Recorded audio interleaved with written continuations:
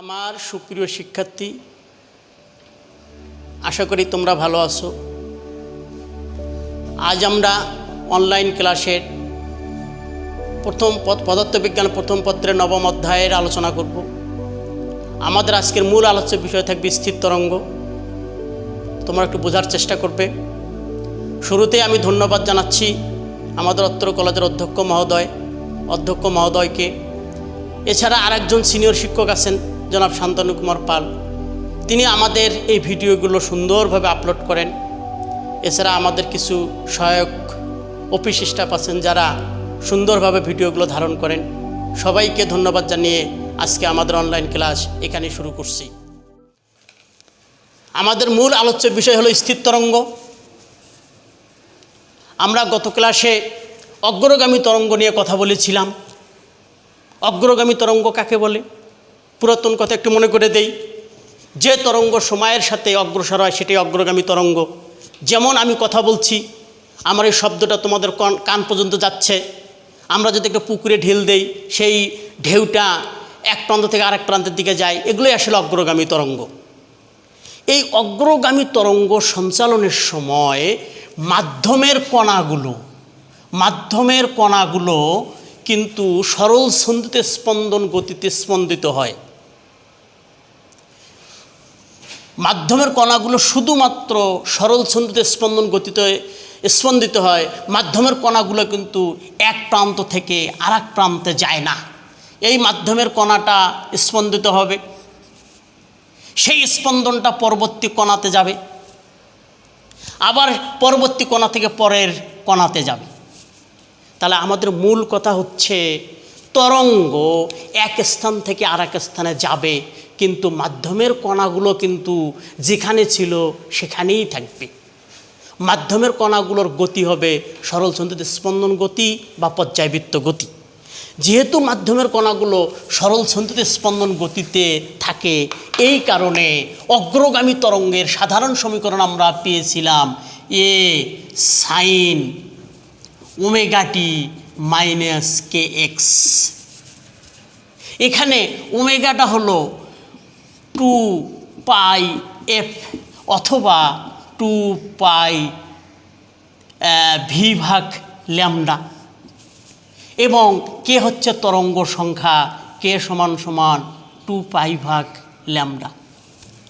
আমরা যদি ওমেগা এবং কে এর মানটা এই সমীকরণে বসানোর চেষ্টা করি, তাহলে আমরা অগ্রগামী তরঙ্গের সমীকরণ পাবো এ সাইন 2 π ভাগ ল্যামডা ভিটি মাইনাস এক্স। আমরা যদি একটা অগ্রগামী তরঙ্গের সমীকরণ অঙ্কন করার চেষ্টা করি, তাহলে তরঙ্গটা দাঁড়াবে জাস্ট এরকম।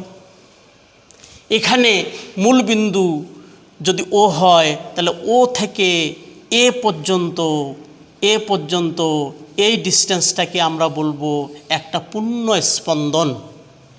এই দুটো কণার দশা একই হবে এবং এই দূরত্বটা হবে তরঙ্গ দৈর্ঘ্য ল্যামডা। তাহলে মূল কথা হলো আমাদের একটা অগ্রগামী তরঙ্গের সাধারণ সমীকরণ দিস ইজ অথবা দ্যাট ইজ, আমরা যে কোনোটাই ব্যবহার করতে পারবো। এখন আজকে আমাদের আলোচ্য বিষয় হচ্ছে স্থির তরঙ্গ। স্থির তরঙ্গ কাকে বলে? এরকম দুটো তরঙ্গ বিপরীত দিক থেকে এসে যদি পরস্পরের উপর আপাতিত হয় বা উপরিপাতিত হয়, তাহলে মাধ্যমের সীমিত অংশে নতুন যে তরঙ্গের সৃষ্টি হবে তাকেই বলা হবে স্থির তরঙ্গ।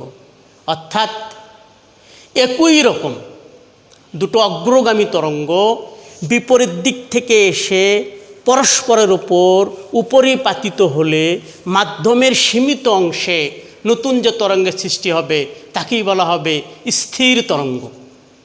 তাহলে স্থির তরঙ্গের জন্য দুটো অগ্রগামী তরঙ্গ দরকার, যেগুলো বিপরীত দিক থেকে আসবে। আমরা তাহলে সেরকম দুটো অগ্রগামী তরঙ্গ লিখতে পারি।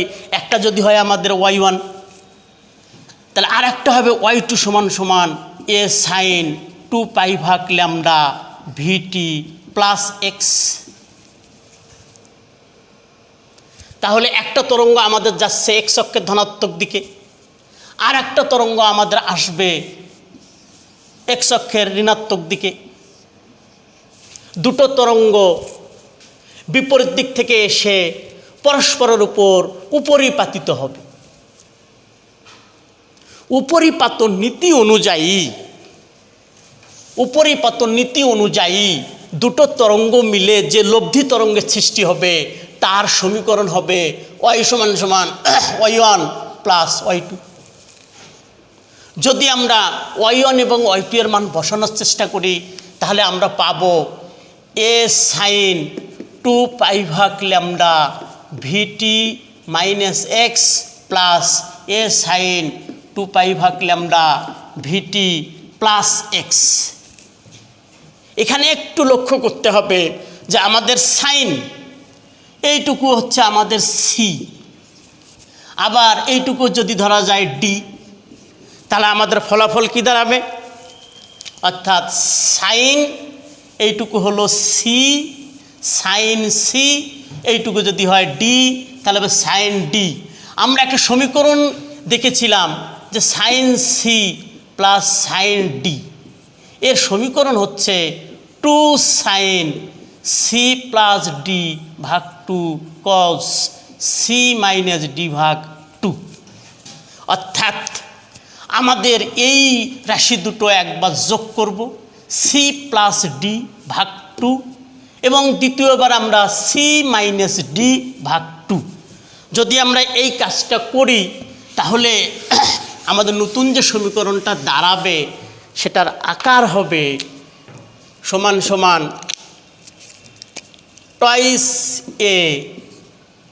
টয়েস এ সাইন 2 পাই ভাগ ল্যামডা ইন্টু ভিটি টু কস 2 পাই ভাগ ল্যামডা ইন্টু এক্স।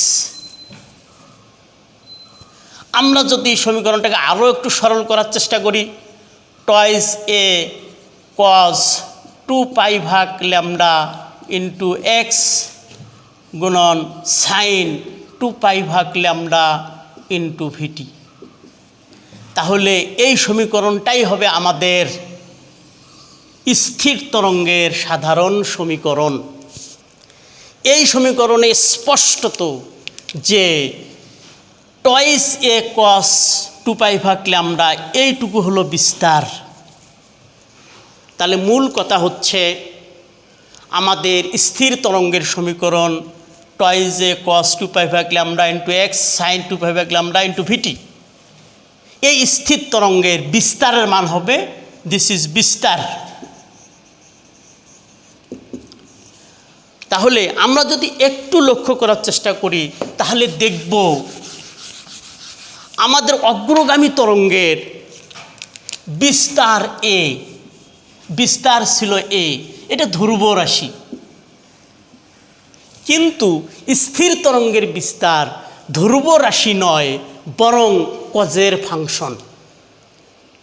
তাহলে একটা ইম্পর্টেন্ট পয়েন্ট হচ্ছে অগ্রগামী তরঙ্গের বিস্তার ধ্রুব রাশি, কিন্তু স্থির তরঙ্গের বিস্তার ধ্রুব রাশি নয়, বরং কজের ফাংশন।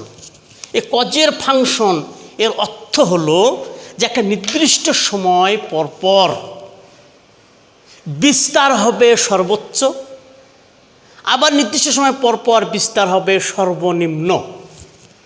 তাহলে আমরা যদি একটা স্থির তরঙ্গ আঁকার চেষ্টা করি তাহলে সেটুকু দাঁড়াবে আমাদের একটা অগ্রগামী তরঙ্গ এরকম, বিপরীত দিক থেকে আগত আর একটা অগ্রগামী তরঙ্গ যদি এরকম হয় উপরিপাতিত হলো, তাহলে আমাদের নতুন যে তরঙ্গ সৃষ্টি হবে সেটি হচ্ছে স্থির তরঙ্গ। এই তরঙ্গের এখানে যদি আমরা লক্ষ্য করি তাহলে আমরা দেখব যে কিছু কিছু বিন্দু বা কিছু কিছু কণাতে বিস্তার একেবারে শূন্য। বিস্তার, এই বিন্দুগুলোতে কোনো বিস্তার নাই। এই বিন্দুগুলোকে আমরা বলি নিস্পন্দন বিন্দু। নিস্পন্দন বিন্দু। আর যে কণাগুলোর বিস্তার সর্বাধিক, অর্থাৎ আমাদের অগ্রগামী তরঙ্গের বিস্তার এ আর নতুন সৃষ্ট স্থির তরঙ্গের বিস্তার কিন্তু টয়েস এ। তো যে সমস্ত কণার বিস্তার টয়েস এ, সেই সমস্ত বিন্দুগুলোকে আমরা বলবো সুস্পন্দন বিন্দু। সুস্পন্দন বিন্দু। তাহলে আমরা আরেকটু লক্ষ্য করব যে স্থির তরঙ্গের উপর দু ধরনের বিন্দু আছে। যে বিন্দুতে অবস্থিত কণাগুলোর বিস্তার একেবারেই নেই, বিস্তার শূন্য, সেগুলোকে বলা হবে নিস্পন্দন বিন্দু। আর যে কণাগুলোর বিস্তার সর্বাধিক, সর্বাধিক মানে হলো অগ্রগামী তরঙ্গের বিস্তারের দ্বিগুণ, সেই বিন্দুগুলোকে আমরা বলবো সুস্পন্দন বিন্দু বা এন্টিনোড। এখন একটু দেখব যে একটা সুস্পন্দন বিন্দু থেকে, একটি নিস্পন্দন বিন্দু থেকে আর একটা নিস্পন্দন বিন্দু, এই যে দুটো নিস্পন্দন বিন্দু, এরকম দুটো নিস্পন্দন বিন্দুর মধ্যবর্তী দূরত্ব হচ্ছে λ/2। একইভাবে দুটো সুস্পন্দন বিন্দু, পাশাপাশি অবস্থিত দুটো সুস্পন্দন বিন্দুর মধ্যবর্তী দূরত্ব λ/2। আবার একটা সুস্পন্দন বিন্দু থেকে একটা নিস্পন্দন বিন্দুর দূরত্ব λ/4। আমাদের এই তথ্যটা খুবই জরুরি। একটি নিস্পন্দন বিন্দু থেকে একটি সুস্পন্দন বিন্দুর দূরত্ব λ/4, অথবা পাশাপাশি অবস্থিত একটি সুস্পন্দন বিন্দু এবং নিস্পন্দন বিন্দুর মধ্যবর্তী দূরত্ব λ/4। এখন যদি বলা হয় যে পাশাপাশি অবস্থিত তিনটি নিস্পন্দন বিন্দুর দূরত্ব কত? পাশাপাশি অবস্থিত তিনটি নিস্পন্দন বিন্দু ধরে নিলাম, একটা, দুইটা, তিনটা। তাহলে তিনটা নিস্পন্দন বিন্দু দূরত্ব কত? আমাদের এইটুকু ছিল λ/2, তাহলে পরের অংশটুকু λ/2, তাহলে আমাদের পুরোটুকু হবে ল্যামডা, শুধুই ল্যামডা।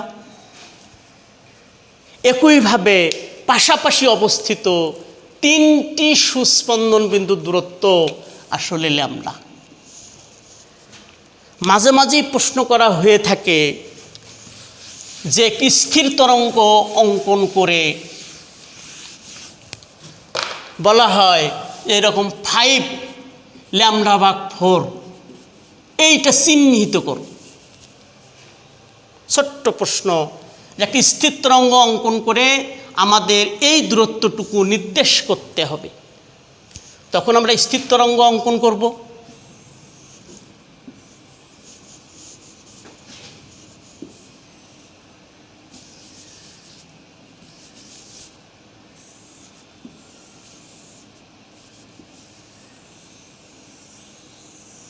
স্থির তরঙ্গ λ/4 × 5, তাহলে আমরা জানি নিস্পন্দন বিন্দু, সেখান থেকে একটা সুস্পন্দন বিন্দুর দূরত্ব λ/4। একইভাবে এই সুস্পন্দন বিন্দু থেকে নিস্পন্দন দূরত্ব λ/4। তাহলে এইটুকু আমরা বলি কোয়ার্টার বা 1/4। তাহলে এখানে একটা, দুইটা, এইটুকু তিনটা, এইটুকু হবে 4টা, এইটুকু হবে 5টা। অর্থাৎ আমাদের এই যে একটা কোয়ার্টার, একটা নিস্পন্দন থেকে একটা সুস্পন্দন λ/4, এরকম 5 গুণ নিতে হবে। তাহলে 1, 2, 3, 4, 5, তাহলে আমাদের এইটুকুই হবে 5 λ/4। এভাবে আমরা যে কোনো কিছু চিহ্নিত করতে পারবো। অনেক সময় আমাদের আরও কিছু প্রশ্ন করা হয়ে থাকে,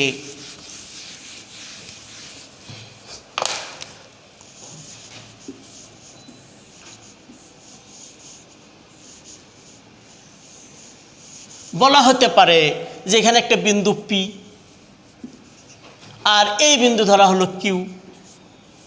এই ডিস্টেন্সটা কত, পি থেকে কিউ দূরত্ব কত?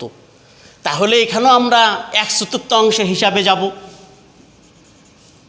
আমাদের এইটুকু λ/4, তাহলে 1, এইটুকু 2, এইটুকু 3, তাহলে পি থেকে কিউ পর্যন্ত আমাদের দূরত্ব হবে 3λ/4।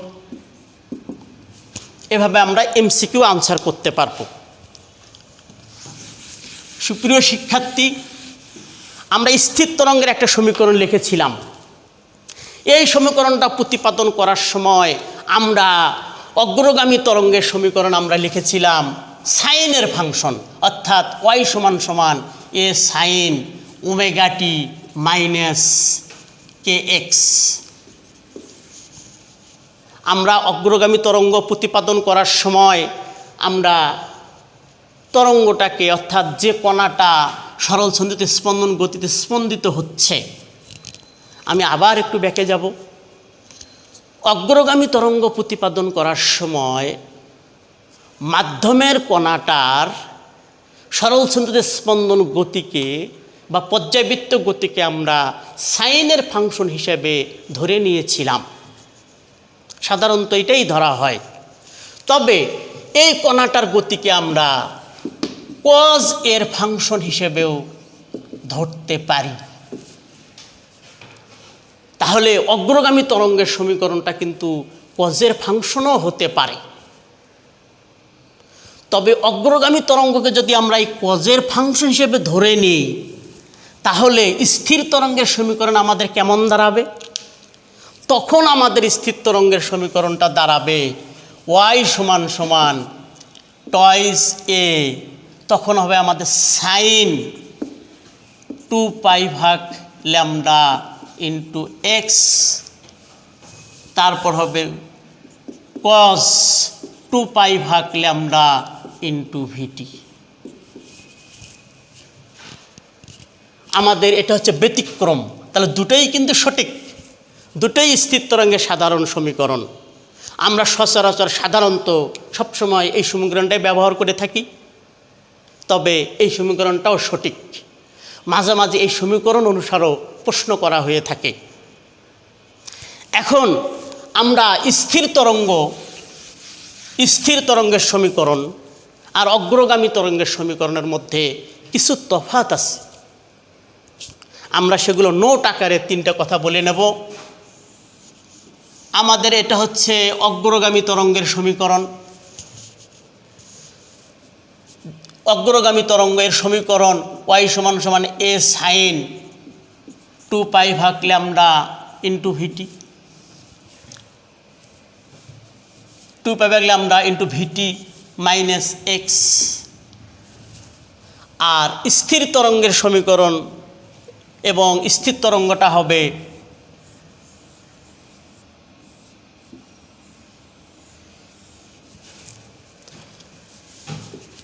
অগ্রগামী তরঙ্গ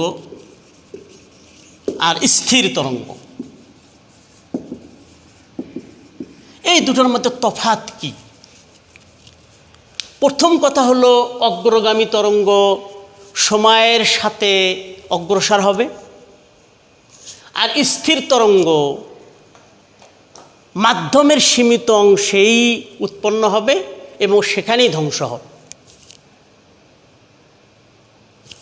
অগ্রগামী তরঙ্গ শক্তি সঞ্চালিত করে, কিন্তু স্থির তরঙ্গ শক্তি সঞ্চালিত করে না। কেন করে না? যেহেতু স্থির তরঙ্গের সকল কণা সমানভাবে স্পন্দিত হচ্ছে না। স্থির তরঙ্গের ক্ষেত্রে মাধ্যমের সকল কণা সমানভাবে স্পন্দিত হয় না।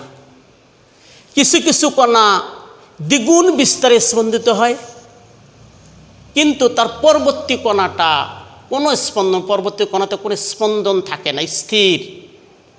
এই বিন্দুগুলোকে আমরা বলি নিস্পন্দন বিন্দু। এই নিস্পন্দন বিন্দুর কারণেই শক্তি সঞ্চালিত হয় না। এই হলো আমাদের মূল তফাৎ। অগ্রগামী তরঙ্গ শক্তি সঞ্চালন করে, স্থির তরঙ্গ শক্তি সঞ্চালন করে না। 1 নম্বর গেল। 2 নম্বর, অগ্রগামী তরঙ্গের সকল কণার বিস্তার একই, প্রত্যেকটা কণার বিস্তার একই। বা অগ্রগামী তরঙ্গের ক্ষেত্রে মাধ্যমের সকল কণাই সমান বিস্তারে স্পন্দিত হয়, কিন্তু স্থির তরঙ্গের ক্ষেত্রে মাধ্যমের সকল কণা সমান বিস্তারে স্পন্দিত হয় না। মাধ্যমের কিছু কিছু কণা দ্বিগুণ বিস্তারে স্পন্দিত হয়, আর তার পরবর্তী কণাটা কোনো স্পন্দনই থাকে না। তৃতীয় পার্থক্য হলো যে অগ্রগামী তরঙ্গের সমীকরণে ভিটি মাইনাস এক্স এরকম পথ থাকবে, এরকম রাশি থাকে, ভিটি মাইনাস এক্স। কিন্তু স্থির তরঙ্গে শুধুমাত্র থাকে ভিটি, ভিটি মাইনাস এক্স এই জাতীয় কোনো রাশি বা পথ স্থির তরঙ্গে থাকে না। 4 নম্বর তফাৎ হলো, যেটা আমরা 2 নম্বরে বলেও ছিলাম, অগ্রগামী তরঙ্গের বিস্তার ধ্রুবরাশি, আর স্থির তরঙ্গের বিস্তার ধ্রুবরাশি নয়, বরং কচের ফাংশন। এর অর্থ হলো, কচের ফাংশনের অর্থ হলো যে কিছু কিছু কণার বিস্তার হবে সর্বাধিক, আর কিছু কিছু কণার বিস্তার হবে একেবারে শূন্য। এখন আমরা এখান থেকে কিছু সত্য প্রতিপাদন করতে পারি। কখন, কোন ক্ষেত্রে বা কোন কণাগুলোর বিস্তার সর্বাধিক হবে? আমাদের এইটুকু বিস্তার এখানে যদি আমরা লক্ষ্য করি, তাহলে দেখব যে বিস্তারের মান টয়েসে এইটুকু হবে যদি কজ এইটুকুর মান সর্বাধিক হয়। বিস্তার সর্বাধিক হবে যদি কচের মান সর্বাধিক হয়। তাহলে কচের মান সর্বাধিক হবে কখন, বা কচের মান সর্বাধিক কোনগুলো? তাহলে আমরা জানি কচের সর্বাধিক মান কস 2π/λ ইন্টু এক্স সমান সমান +-1। +-1ই হচ্ছে এই কজের সর্বাধিক মান। আমরা যদি রাশিটাকে প্রতিপাদন করি, তাহলে আমরা এক্সের মান পাব 0 অথবা λ/4 জোর গুণিতক। আমরা সেইটাগুলো আমাদের দাঁড়াবে 4 × λ/4 অ্যান্ড সো অন। অর্থাৎ মূল বিন্দু